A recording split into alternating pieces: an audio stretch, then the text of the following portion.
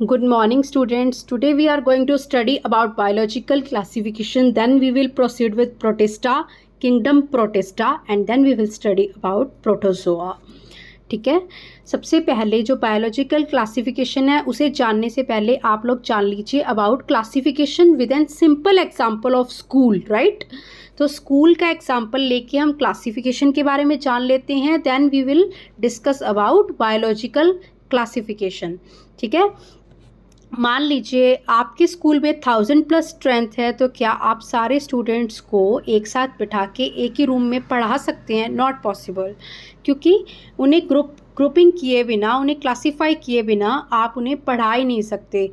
आपको क्या करना पड़ेगा, उन्हें क्लासीफाई करना पड़ेगा उनकी सिमिलैरिटी के बेस पे, यानी एज के बेस पे और उनकी लर्निंग एबिलिटी के बेस पे, राइट। तो आप उन्हें क्लासीफाई करेंगे तो हायरार्की में, मतलब steps wise, category wise classify करेंगे, यानी कि ऐसे नहीं कि मतलब सिर्फ एक ही ग्रुप में क्लासीफाई कर दिया, फ्रॉम एक ही लेवल में क्लासीफाई कर दिया, जैसे कि सिर्फ क्लास वाइज क्लासीफाई कर दिया। नो, आप उन्हें सबसे पहले क्लासेस में क्लासीफाई करेंगे, जैसे कि class 1, class 2, class 3, class 4, class 5 and so on up to class 12। फिर उन्हें सेक्शन में, हर क्लास को सेक्शन के बेस पे डिवाइड करेंगे, मतलब उनकी परसेंटेज के बेस पे आगे सेक्शन बनाएंगे। फिर आप उन्हें हाउसेस में डिवाइड करेंगे, जैसे कि red, yellow, green and blue, ठीक है। और उसके बाद आप उन्हें स्पेसिफिकली उनके नेम अल्फ़ाबेटिकली उन्हें अरेंज करेंगे, उनके रोल नंबर्स, उनके नेम्स, उनकी परसेंटेज के बेस पे, ठीक है, उनकी पूरी कंप्लीट आइडेंटिटी के बेस पे आप उनका आई कार्ड बना देंगे, राइट। तो आपने क्या किया, उन्हें क्लासीफाई, कंप्लीटली क्लासीफाई करने के लिए लेवल्स में क्लासीफाई किया, ना कि सिर्फ एक ही ग्रुप में क्लासीफाई कर दिया जैसे कि क्लास वाइज। नो, क्लास में, देन सेक्शंस में, हर क्लास को सेक्शंस में, देन हर सेक्शन को हाउस में, 4 हाउसेज में, देन स्पेसिफिकली उनका आई कार्ड बना दिया। इसी तरह से हम दूसरा एग्जाम्पल लेते हैं, जैसे कि मान लीजिए किसी का आपको कंप्लीट एड्रेस चाहिए फ्रॉम अनदर कंट्री, कोई है आपका नोन, आपको उसका कंप्लीट एड्रेस चाहिए। तो आप क्या पूछते हैं, जैसे सबसे पहले आप पूछेंगे कि आपका कंट्री कौन सा है, देन आप पूछेंगे स्टेट कौन सा है, देन आप पूछेंगे कॉलोनी कौन सी है, आपका सिटी कौन सा है, ठीक है, आपका पिन कोड क्या है, आपका हाउस नंबर क्या है, आपका नाम, आपके पिताजी का नाम। तो इस तरीके से आप उनका पूरा लेवल ऑफ मतलब लेवल ऑफ हायरार्की मतलब हर एक लेवल पे आप उनके बारे में पूछेंगे, ठीक है। ये नहीं कि सिर्फ आपने उनका सिर्फ हाउस नंबर पूछ लिया, नो, या फिर सिर्फ कंट्री पूछ लिया, एक ही लेवल पूछ लिया, नो। आप उन्हें हायरार्की में क्लासीफाई करती है ना हर चीज़ को। जैसे स्कूल का एग्जांपल था, तो स्टूडेंट्स को हमने क्या किया था, हायरार्की में क्लासीफाई किया था, लेवल्स में क्लासीफाई किया था, ठीक है। इसी तरीके से बायोलॉजिकल क्लासिफिकेशन में हम लोग क्या करते हैं, 7 लेवल्स में पूरे लिविंग वर्ल्ड को क्लासीफाई करते हैं, ठीक है। जैसे अनक्लासिफाइड स्टूडेंट्स के बारे में तो आपको पता ही है, मैंने बताया था कि जो अनक्लासिफाइड स्टूडेंट्स हैं, मतलब कि जो एक साथ आप सबको पढ़ाने की कोशिश करोगे तो it's not possible at all, ठीक है। एज वी नो कि पूरा डिफ़िकल्ट हो जाएगा, मैनेज नहीं कर पाएंगे, कोई सिस्टम नहीं होगा, कन्फ्यूजन हो जाएगा, हर कोई अपना अपना काम कर रहा होगा, कोई क्या कर रहा है, कोई क्या कर रहा है, पूरा होच पोच हो जाएगा। एंड क्लासीफाइड स्टूडेंट्स मतलब आप उन्हें ईजिली मैनेज कर सकते हैं, बेटर अंडरस्टैंडिंग के लिए, लर्निंग एबिलिटी के बेस पे और एज के बेस पे आप उन्हें क्लासीफाई करके उन्हें ईजिली मैनेज कर सकते हैं और ईजिली उन्हें आप पढ़ा सकते हैं, कुछ सिखा सकते हैं, राइट। तो इसी तरीके से क्लासिफिकेशन में हम क्या करते हैं, जो बायोलॉजिकल क्लासिफिकेशन है, यानी कि हमने क्या किया है, पूरे किंगडम्स को 7 लेवल में क्लासीफाई किया है। जैसे पहला लेवल क्या है, किंगडम लेवल। किंगडम लेवल मतलब 5 किंगडम्स हैं, Monera, Protista, Fungi, Plantae and Animalia. Similarities के बेस पे हमने सारे लिविंग वर्ल्ड को क्या किया, 5 किंगडम बेस पे क्लासीफाई किया। फिर हर किंगडम में कुछ सिमिलैरिटीज़ के बेस पे हमने फाइलम्स बनाए, ठीक है, जैसे कि कोडेटा। जैसे एक एग्जाम्पल लेते हैं, किंगडम एनिमेलिया का एग्जाम्पल लेते हैं।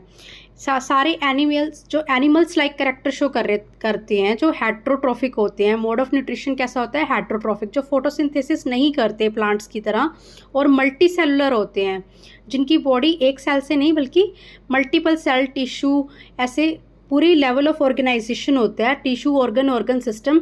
तो उनको क्या करते हैं हम एक किंगडम में रखते हैं उन सारे लिविंग ऑर्गेनिज्म को, एनिमेलिया में।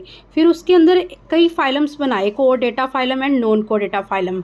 ठीक है, हमने क्या फाइलम बनाया, कोडेटा एंड नॉन कोडेटा, मतलब जिसके अंदर नोटोकोड पाई जाती है वो और लिविंग ऑर्गेनिज्म अलग रख दिए, और जिनके अंदर नहीं पाई जाती वो अलग। फिर क्लास, कौन सा लेवल कर दिया, क्लास में हमने क्लासेस में हर लेवल को डिवाइड कर दिया। जैसे कि मैमेलिया मतलब जो अपने यंग वंस को फीड करते हैं, जिनके पास मेमोरी ग्लैंड्स होते हैं।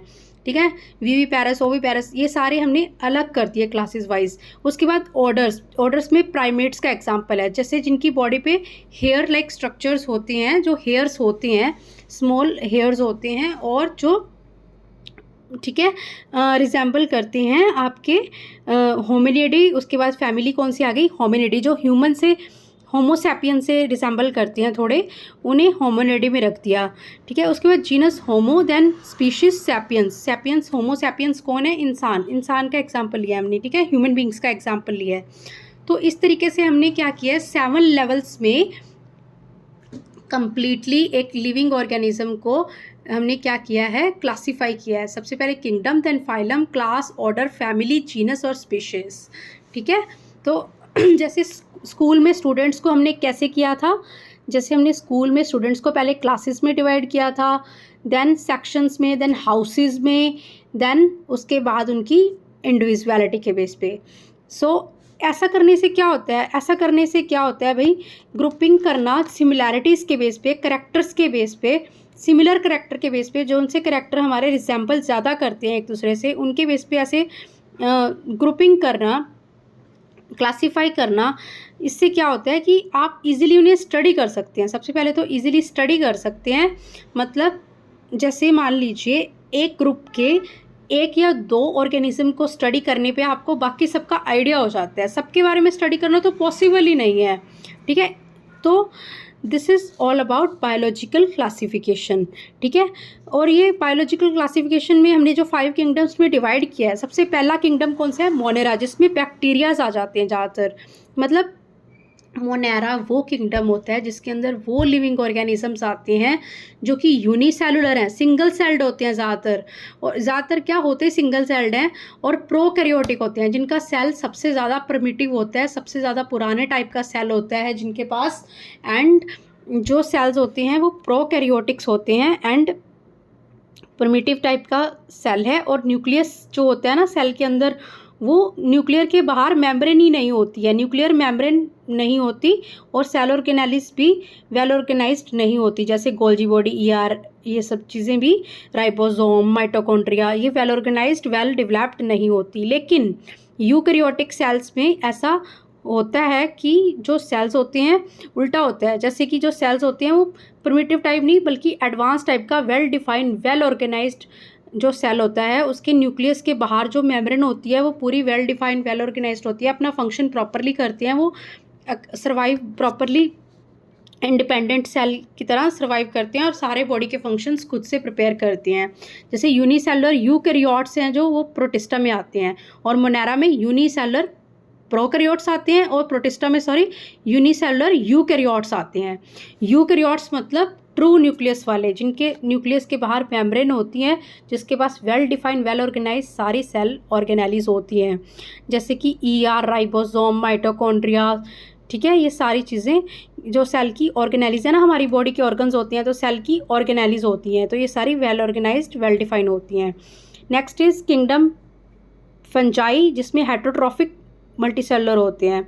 मतलब जो नॉन ग्रीन प्लांट्स हैं ना, मशरूम वगैरह, वो फंगस में स्टडी करेंगे हम लोग, स्लाइम मोल्ड्स, ये सब तो हम प्रोटिस्टा में स्टडी कर लेते हैं कुछ। And then kingdom Plantae, autotrophic multicellular हैं और ऑटोट्रॉफिक है, जैसे ब्रायोफाइट्स, टेरिडोफाइट्स, जिम्नोस्पर्म, एंजियोस्पर्म्स, है ना, ये सारे आगे फर्दर हमने क्लासीफाई किया हुआ है प्लांटिया को, प्लांटिया किंगडम को। प्लांटिया में क्या करते हैं हम, ऑटोट्रॉफिक, जिनके पास क्लोरोप्लास्ट है और क्लोरोफिल प्रेजेंट होता है क्लोरोप्लास्ट के अंदर, और जो लाइट को ट्रैप करके फोटोसिंथेसिस शो करती हैं, they are known as autotrophic multi cellular वो सारे करेक्टर शो करने वाले, बेसिक करेक्टर क्या है ऑटोट्रॉफिक मल्टी सेलुलर वो शो करने वाले किंगडम प्लांटियम में स्टडी करेंगे।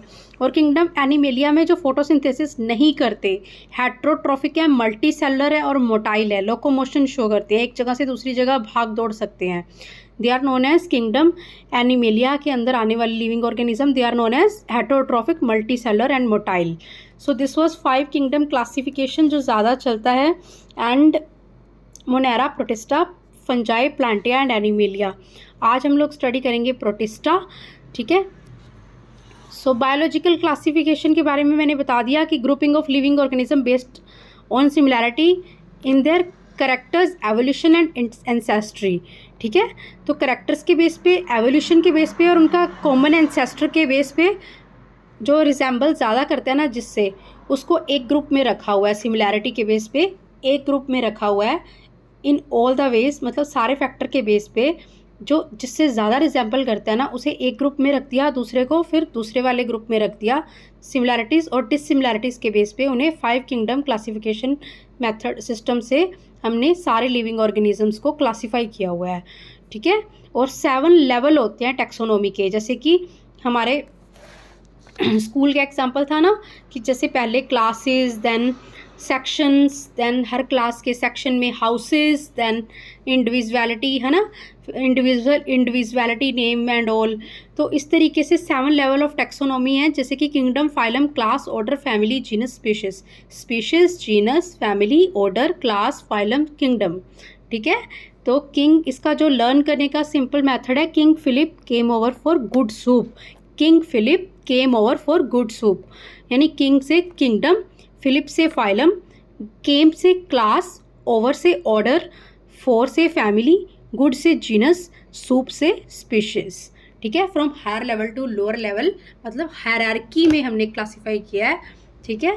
और इस तरीके से हमने बायोलॉजिकल क्लासिफिकेशन के बारे में जान लिया है। नेक्स्ट टॉपिक इज हमारा है बायोलॉजिकल क्लासिफिकेशन के बारे में हमने जान लिया, and next is protista.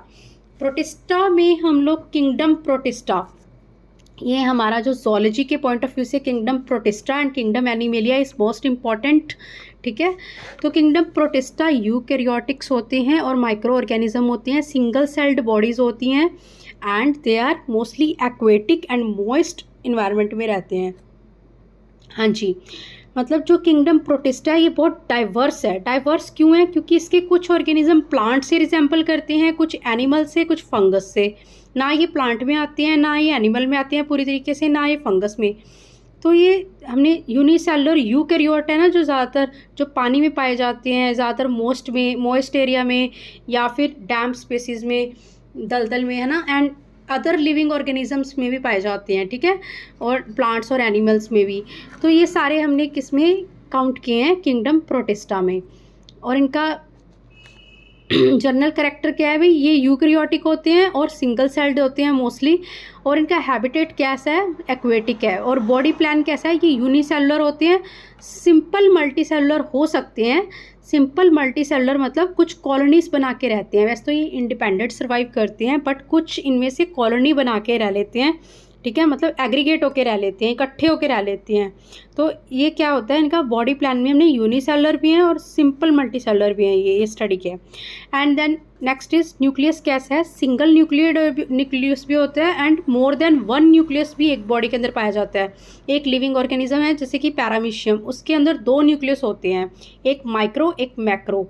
Macro बड़े वाला, माइक्रो छोटे वाला। जो छोटे वाला है वो रिप्रोडक्टिव जो स्टेजेस होती हैं, रिप्रोडक्टिव मेथड होते हैं, उनको देखता है। और जो बड़े वाला न्यूक्लियस होता है, एक ही पैरामीशियम के अंदर 2 न्यूक्लियस पाए जाते हैं। मैक्रो वाला वेजिटेटिव जो फंक्शंस होते हैं उनको परफॉर्म करने में हेल्प करता है, उनको कंट्रोल करता है, ठीक है।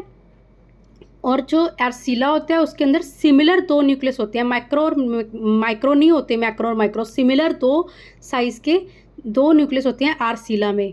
रेस्पिरेशन कैसा होता है? एरोबिक, ऑक्सीजन की प्रेजेंस में। And next is plant like, जो आपके प्रोटिस्टा होते हैं वो ऑटोट्रॉफिक होते हैं और वो फोटोसिंथेसिस शो करते हैं, जिनका एग्जांपल है क्लैमाइडोमोनास। एल्गी इसमें आ जाती हैं। एल्गी कौन कौन सी है? Chlamydomonas, diatoms, Euglena.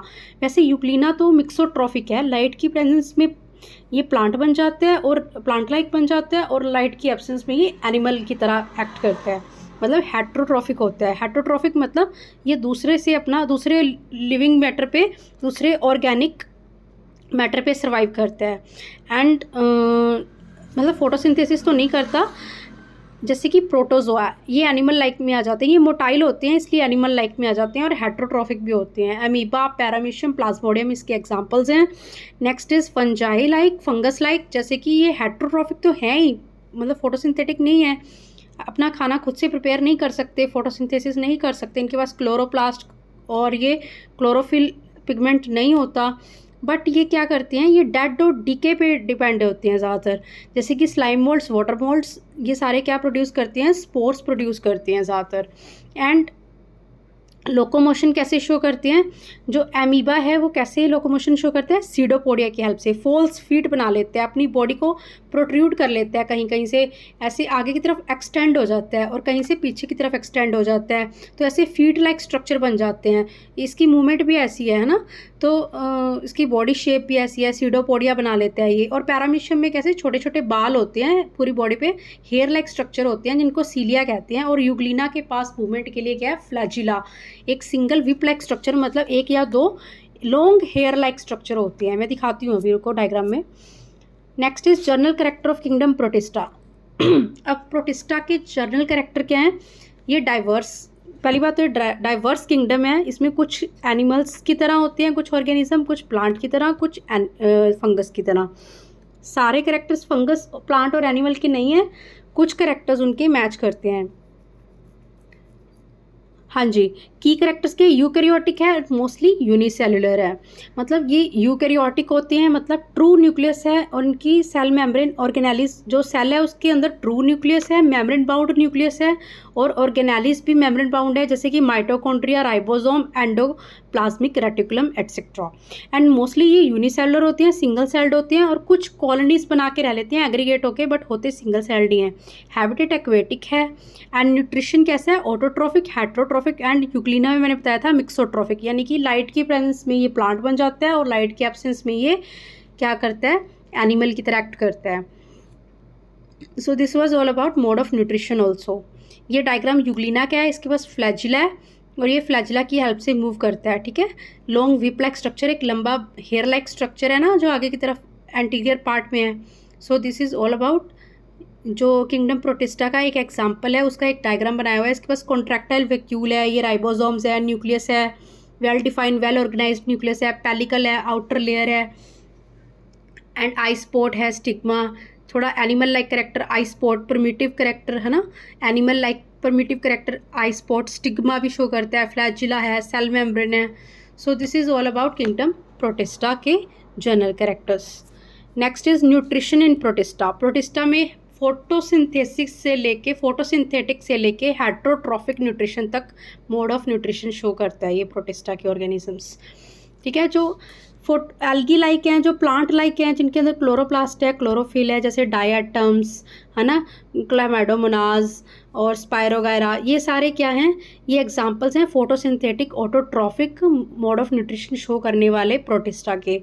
And next one is heterotrophic nutrition, जो है वो दूसरों पे जो डिपेंड है, दूसरे लिविंग ऑर्गेनिजम्स पे, दूसरे ऑर्गेनिक मैटर पे, स्मॉल जो लिविंग पार्टिकल्स हैं उनके ऊपर जो डिपेंड करते हैं, वो हैं एमीबा, पैरामीशियम, यूग्लिना तो वैसे भी मिक्सोट्रॉफिक है ना, तो क्या कहते हैं उसे, हेट्रोट्रॉफिक न्यूट्रिशन शो करता है। जैसे एमीबा अपने सीडोपोडिया की हेल्प से क्या करता है, अपना जो फूड पार्टिकल होता है उसे इनगल्फ कर लेते हैं, और उस मेथड को फैगोसाइटोसिस कहते हैं, मतलब सॉलिड फूड पार्टिकल को इनगल्फ कर लेना अपने सीडोपोडिया की हेल्प से, उसे फैगोसाइटोसिस कहते हैं एमीबा में।